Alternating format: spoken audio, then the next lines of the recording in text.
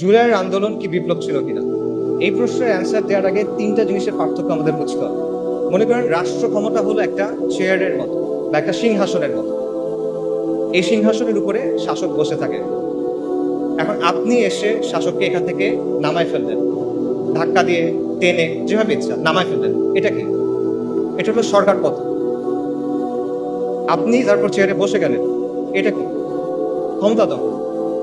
চেয়ারে বসার পর আপনি চেয়ারটা রেনোভেট করলেন, নতুন করে বার্নিশ করলেন, নতুন করে রং করলেন, কোনো জায়গায় ছিঁড়ে গেছিল সেলাই করলেন, এটা হলো সংস্কার। কিন্তু বিপ্লব কি?